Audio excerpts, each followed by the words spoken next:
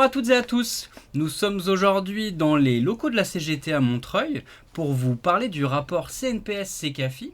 Nous aborderons plus particulièrement aujourd'hui un sujet brûlant et essentiel, l'insécurité au travail.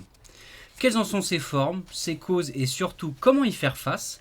Pour en parler, nous avons le plaisir d'accueillir une experte du domaine, Hélène Varin, consultante santé au travail du cabinet CECAFI, dont les analyses éclairent les dynamiques complexes de nos lieux de travail. Installez-vous confortablement, car ces discussions s'annoncent aussi captivantes qu'essentielles. On commence par quelques questions sur les résultats de l'enquête. C'est parti. Pour commencer, comment se définit l'insécurité de la situation au travail ? Alors l'insécurité de la situation au travail, ça recouvre un ensemble de sentiments et de projections du salarié dans sa situation de travail. Ce n'est pas fort. Alors ça peut être la crainte de perdre son poste, son emploi, mais plus généralement aussi la crainte de ne pas se retrouver dans les stratégies de l'entreprise, que les compétences soient caduques. Donc voilà, c'est une crainte immédiate, mais aussi peut-être plus à moyen terme sur l'évolution de ses compétences par rapport à la stratégie de l'entreprise. Côté Orange pour les salariés, comment est-ce que ça se matérialise? Comment les salariés d'Orange perçoivent-ils l'insécurité de la situation au travail? Est-ce que ce sentiment d'insécurité, il est plutôt immédiat ou sur une vision à moyen ou long terme pour eux? Alors, les deux. Je vais souvent répondre les deux dans vos questions. En tout cas, les résultats de l'enquête sont sans ambiguïté. Le sentiment d'insécurité au travail, il est profondément ancré à la fois dans l'immédiat et aussi dans la projection dans le temps.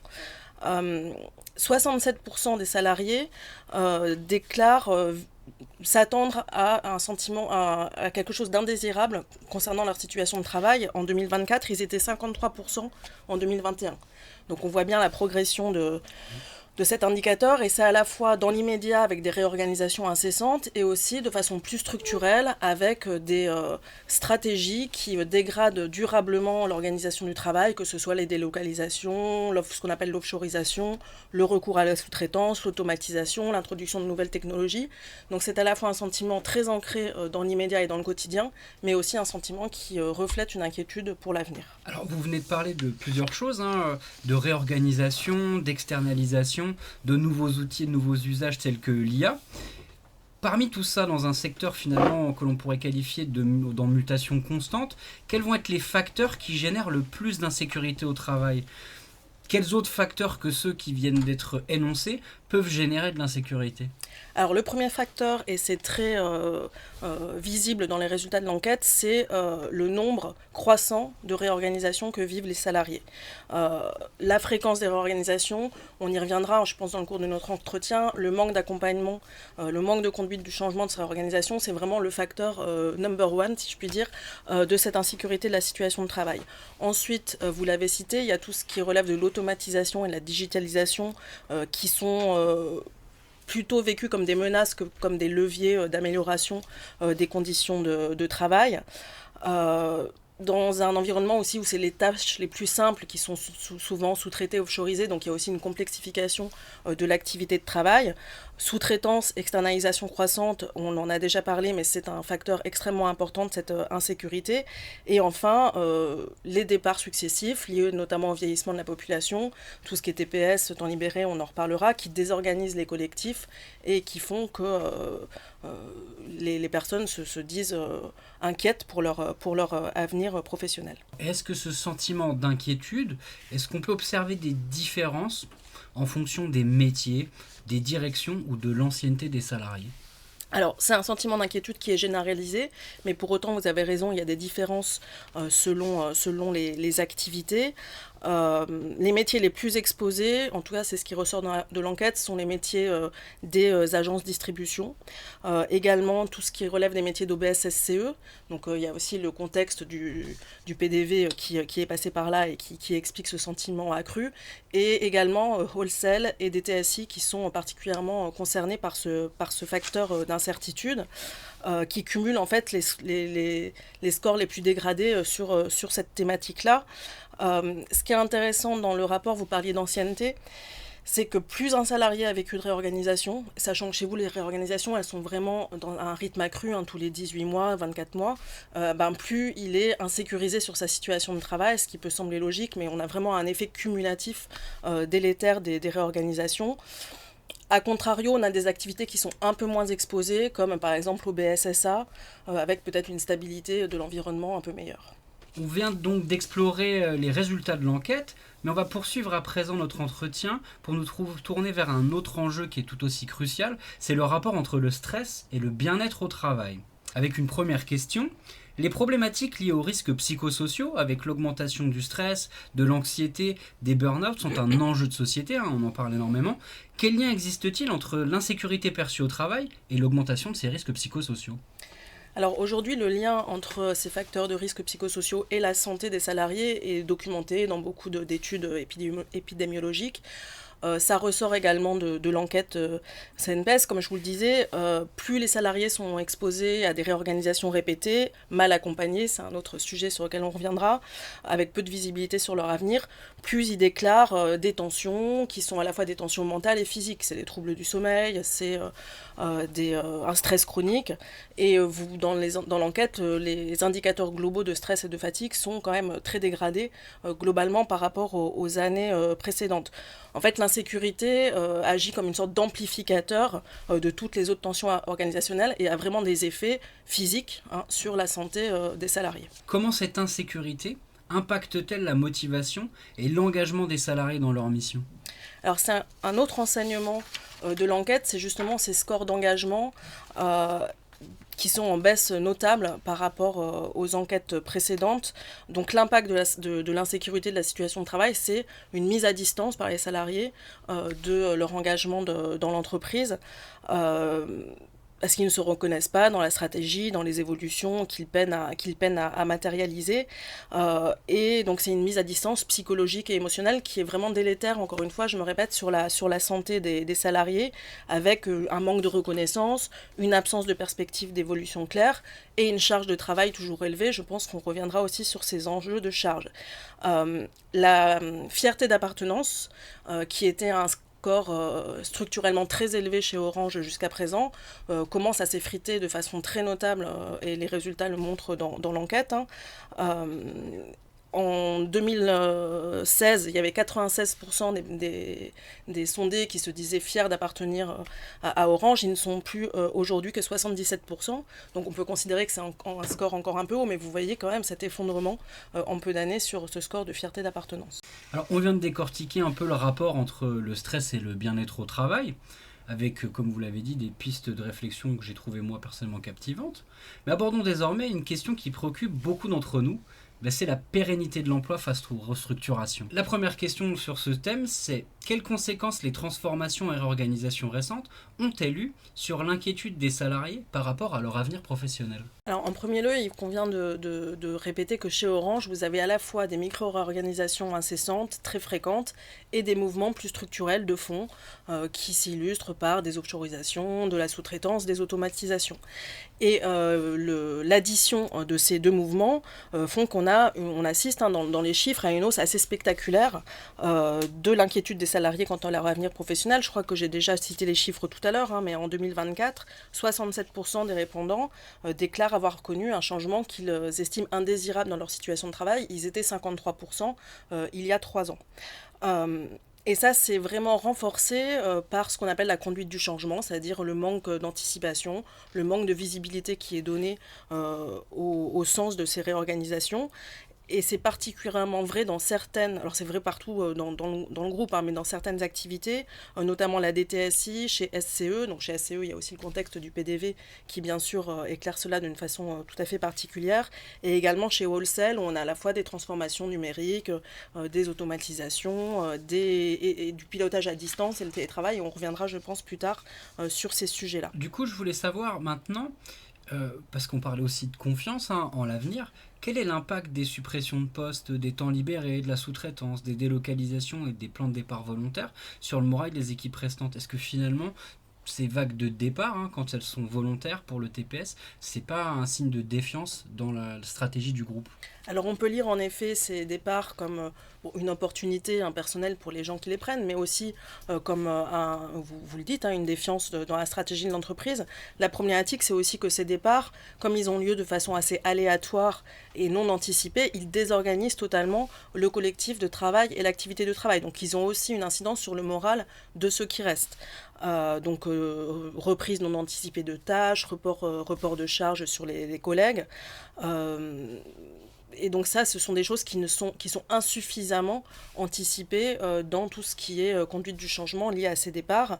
Et ça crée vraiment une perte de repères assez importante au sein des équipes, et un sentiment aussi d'insécurité et de solitude pour les salariés qui restent. Alors, après le rapport entre stress et bien-être au travail, penchons-nous maintenant sur un autre sujet qui anime nos carrières. Enfin, peut-être pas autant qu'on le souhaiterait, bien évidemment. Je veux bien sûr parler de l'évolution professionnelle, des promotions et de la mobilité interne. Les salariés estiment-ils avoir suffisamment d'opportunités d'évolution et de mobilité en interne ou en filiale ? Est-ce qu'elles sont suffisamment nombreuses pour permettre à chaque salarié d'évoluer en même temps que les besoins du groupe ? Constatez-vous une différence entre ces deux destinations, donc interne ou filiale, de mobilité, et est-ce qu'il y a une différence également lorsqu'elles sont volontaires ou forcées ? Alors, la première chose que l'on peut dire, c'est de façon générale, l'enquête CNPS, elle met en lumière un ressenti assez critique, voire très critique d'ailleurs, des salariés vis-à-vis des perspectives d'évolution professionnelle. On a quand même 80% des salariés qui ont changé de poste récemment, qui déclarent que ce changement a été positif, hein, donc ça c'est quand on parle des mobilités choisies, mais ça concerne que la moitié de ces mobilités, donc ça veut dire que les mobilités subies restent quand même assez fréquentes. Les mobilités en interne à Orange SA, elles sont souvent décrites dans le rapport comme plus contraignantes, notamment parce qu'elles ont lieu dans un contexte de réorganisation qui n'est pas forcément choisi. Donc c'est des repositionnements forcés, hein, pour dire les choses clairement. À l'inverse, les mobilités vers les filiales, elles sont souvent mieux ressenties, mais elles s'accompagnent aussi d'une perte de statut ou de droits collectifs, ce qui reste problématique. En tout cas, et ça ressort là aussi de tous les indicateurs que l'on peut étudier, c'est que la lisibilité des parcours professionnels, elle reste floue, et ça reste quelque chose qui ressort de façon assez négative des indicateurs de l'enquête. Je voulais savoir à présent quel degré de confiance les salariés ont-ils dans les dispositifs de formation et d'accompagnement pour leur permettre justement d'évoluer ou de se reconvertir en interne. Alors vous l'aurez peut-être un peu deviné avec ma réponse à la question précédente, mais dans les chiffres de l'enquête, on voit une défiance croissante en plus des salariés envers les dispositifs de formation qui sont proposés par l'entreprise. On a 59% des répondants qui estiment que la formation qu'on leur propose est plutôt de l'information plutôt que de la formation. Les formations proposées sont jugées par ceux qui en bénéficient comme peu en lien avec les transformations réelles des métiers, donc ne correspondant pas vraiment à un besoin en termes professionnels. Donc les salariés peinent à comprendre en quoi les formations qui leur sont proposées leur sont utiles, pour dire les choses simplement. S'ajoutent à cela des formes de formation qui ont évolué au fil du temps avec beaucoup plus de e-learning, de formation à distance, qui là aussi correspondent peu aux besoins des salariés tels qu'ils l'expriment. Oui, c'est toujours plus difficile de se former à distance qu'avec un formateur, c'est évident. Donc après ces questions sur les dynamiques d'évolution, de promotion et de mobilité interne, nous allons évoquer notre dernière thématique du jour, et non des moindres, le nerf de la guerre est bien évidemment la rémunération et la reconnaissance professionnelle. Première question, quel lien peut-on constater entre le sentiment d'insécurité qui est perçu par les salariés avec la stagnation salariale, l'absence de reconnaissance professionnelle et le manque de transparence dans l'accès aux promotions ? Alors, vous allez trouver ça assez normal par rapport à ce que j'ai dit précédemment, mais le rapport CNPS 2024 met vraiment en évidence un cercle vicieux entre insécurité du travail et facteurs de reconnaissance. Vous avez parlé de la reconnaissance salariale, c'est le premier facteur qui est cité par les répondants, puisque 68% des répondants considèrent que leur rémunération n'est pas en adéquation avec leurs compétences et surtout avec les efforts qu'ils fournissent dans leur activité, et seulement un tiers, un gros tiers, 35%, jugent satisfaisantes les perspectives de promotion. Donc on est quand même sur des scores assez faibles. Et derrière ces sujets-là, il y a notamment la question de la transparence qui ressort de l'enquête, c'est-à-dire que les salariés interrogés estiment qu'il y a un manque de transparence, une opacité vraiment réelle sur les critères de promotion, sur les critères d'attribution, d'augmentation, de primes, etc. Et donc on a une sorte de double peine, entre guillemets. Si on craint pour son emploi et en plus qu'on ne perçoit pas des perspectives de progression et que ces perspectives ne sont pas jugées équitables, ça a vraiment un impact assez fort sur son bien-être au travail. Donc pour conclure notre entretien, nous allons terminer sur les actions et les recommandations. On va vous demander un peu votre avis, ouvrir les perspectives. Quelles mesures pourraient être mises en place pour réduire un petit peu justement cette insécurité perçue par les salariés, même si dans ce que vous venez de dire, on arrive facilement à imaginer quelque chose pourrait être mis en place, ne serait-ce que sur cette fameuse transparence ou cette reconnaissance. Et je voudrais savoir évidemment, existe-t-il des exemples de bonnes pratiques dans d'autres entreprises qui pourraient être adaptées chez nous à Orange ? Alors, la première chose avant de parler de bonnes pratiques, la première chose qui me paraît important de dire, c'est que pour réduire l'insécurité au travail, il faut agir à la source de ce sentiment d'inquiétude et d'insécurité, et donc essayer de stabiliser l'organisation. Orange est depuis plusieurs années dans une sorte de frénésie de réorganisation, de micro-réorganisation. Il est urgent de notre point de vue de stabiliser et de freiner ce rythme des réorganisations, ne pas engager une nouvelle réorganisation avant d'avoir fait par exemple le retour d'expérience de la précédente, nous paraît être une pratique qui relève du bon sens, mais qui est rarement mise en œuvre chez Orange. Donc stabiliser l'organisation, accompagner également les réorganisations qui continueraient à avoir lieu. Alors ça veut dire quoi accompagner? Ça veut dire déjà faire une véritable analyse d'impact humain. Et quand on dit analyse d'impact humain, c'est-à-dire le faire avec les salariés concernés, parce que souvent les analyses ont lieu, mais elles sont faites en chambre par le top management et ils n'ont aucune idée du travail réel des salariés sur le terrain. Alimenter les documents uniques par ces analyses d'impact et mettre vraiment en place des vraies actions de prévention des risques. On parlait tout à l'heure de mobilité et je pense qu'il est important de réaffirmer le droit à la mobilité choisie. C'est pas du tout un sujet qui est central chez vous.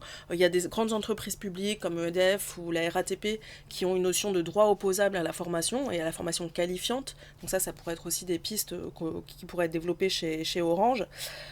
Renforcer la transparence et la reconnaissance, vous l'avez compris, il y a quand même cette problématique de l'opacité.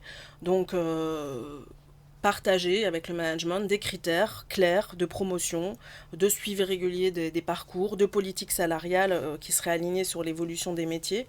Donc, vraiment pouvoir en discuter de façon transparente avec l'encadrement. Et instaurer, j'allais dire, un dialogue social stratégique sur tous ces sujets-là, puisqu'on voit que on reprend le thème des réorganisations, quand c'est des grosses réorganisations, il y a des informations, consultations, mais quand c'est des petites réorganisations au fil de l'eau, elles se font souvent sous les radars, et les syndicats ne peuvent pas avoir un point de vue dessus. Merci pour ces recommandations. Donc merci à toutes et à tous de nous avoir suivis. Grâce à vos éclairages, nous avons pu plonger au cœur des enjeux de l'insécurité au travail, un sujet qui touche donc vraisemblablement de nombreux salariés. Nous espérons que cet entretien vous aura inspiré des réflexions et pourquoi pas des actions pour un monde du travail plus sûr et épanouissant. Rendez-vous le mois prochain pour une nouvelle plongée dans les réalités professionnelles sur le thème cette fois-ci de l'intensité et du temps de travail. D'ici là, prenez soin de vous et à bientôt. Au revoir.